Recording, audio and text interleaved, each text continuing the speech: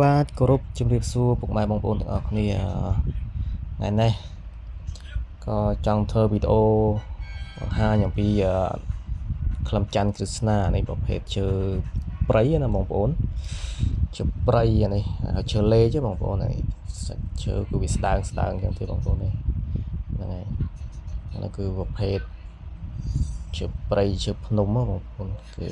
ប៉ារបស់ខ្ញុំគាត់បានទិញគេមកទិញពីខាងអ្នកឡើងព្រៃកូនដៃរបស់គាត់អញ្ចឹងពិបាកបងប្អូនអើយរំបានមួយខាំពីរខាំហ្នឹងអ្នកឡើងព្រៃព្រោះខ្ញុំក៏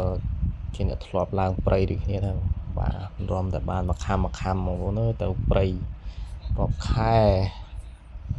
ទៅទៀបបំផុត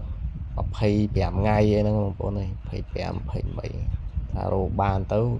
ក៏ចុះមកអញ្ចឹងទៅបើថារោមបានអ្នកខ្លះក៏តស្បៀងរហូតដល់មួយខែជាងបងប្អូនអើយអញ្ចឹងវាអ្នកទៅព្រៃបាមានថាខ្លឹមច័ន្ទក្រឹស្នាថ្លៃមិនស្រួលរោទេបងប្អូនអើយបាទ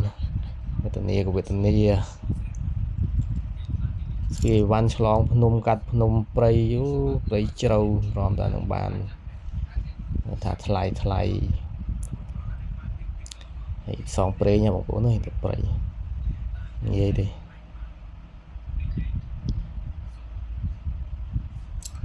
ហើយបងប្អូនមួយចំនួនក៏អត់ដែលបានស្គាល់អញ្ចឹង